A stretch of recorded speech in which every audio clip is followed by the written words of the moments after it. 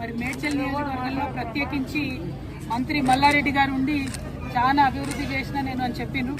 దాదాపుగా ఒక టర్మ్ ఆయన ఎమ్మెల్యే ఉండే, ఒక టర్మ్ ఎంపీగా ఉండే, ఇంకో టర్మ్ మంత్రిగా ఉండే.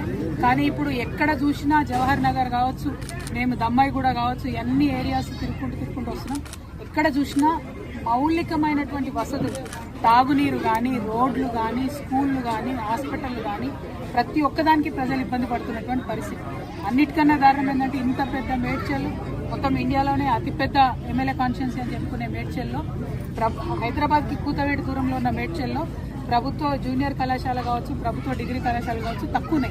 మొత్తం ప్రైవేట్ పరం అయిపోయింది, ప్రైవేట్ ఎడ్యుకేషన్ హబ్గా మారిపోయింది, గంజాయి కడ్డగా మారిపోయింది. మొత్తం మేడ్చల్ తప్పితే అభివృద్ధి వైపు అడుగులేసింది లేదు. ఏమన్నా జరిగింది మేడ్చల్లో అంటే కేవలం ఇదివరకు టీఆర్ఎస్ ప్రభుత్వం ఉన్నప్పుడు డంప్ యార్డ్ సమస్య కొంత మేరకు తీరింది. ఇప్పుడు కాంగ్రెస్ వచ్చినాక అది డబుల్ త్రిబుల్ అయింది, 2-3 గుట్టలు అయిపోయినాయి. అదేవిధంగా అంతకుముందు కొన్ని పెన్షన్స్ వచ్చినాయి, ఆ పెన్షన్స్ ఇప్పుడు పెరగలేదు. అంతకు మించి మేడ్చల్లో నేను పూలమ్మినా, నేను పాలమ్మినా అని చెప్పే మల్లారెడ్డి గారు పూలమ్మడం పాలమ్మడంతో పాటు అనేక ఎకరాల భూమిని కబ్జా పెట్టిండ్రు. 2 రోడ్డు విస్తరణ ఏదైతే జరగాలో జరగకుండా అడ్డుపడతా ఉన్నారు. వారి కాలేజీలు, వారి యూనివర్సిటీలు తప్పితే ప్రజలేం బాగుపడ్డారని చూస్తే మాత్రం దారుణమైన పరిస్థితి. ఎందుకంటే గవర్నమెంట్ కట్టించిన డబుల్ బెడ్రూమ్ దగ్గరికి పోయొచ్చిన మేము పొద్దున 4,000 మంది ఉన్నారు. 4,000 మందికి 2-3 బస్సులు కూడా లేని పరిస్థితి.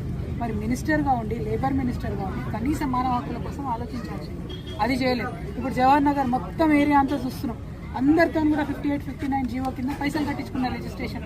ఎందుకోసం కాలేదు రిజిస్ట్రేషన్? ఎందుకైతే లేవు? ఎట్లా మేయర్ గారి కుటుంబ సభ్యులకు రిజిస్ట్రేషన్ అయిందని చెప్తా ఉన్నారు, మల్లారెడ్డి గారి కుటుంబ సభ్యులకు రిజిస్ట్రేషన్ అయిందని చెప్తున్నారు. వాళ్ళకు మాత్రం రిజిస్ట్రేషన్ అయ్యి సామాన్య ప్రజలకు ఎందుకు రిజిస్ట్రేషన్ కాదు? ఎవరు కాపాడుతున్నారు మల్లారెడ్డి గారిని? ఎవరు అండదండలు చూసుకొని రిజిస్ట్రేషన్ చేసేటోళ్ళు? మేము మాత్రం దీని మీద న్యాయ పోరాటం తప్పకుండా చేస్తాం. ఏదైతే 58, 59 కింద లక్షలాది రూపాయలు కట్టి పేద ప్రజలు వెయిట్ చేస్తున్నారో అవి రిజిస్ట్రేషన్ అయ్యేంత వరకు అవసరమైతే సుప్రీంకోర్టు దాకా కూడా తెలంగాణ జాగృతి పోతుంది, పోరాటం చేస్తుందని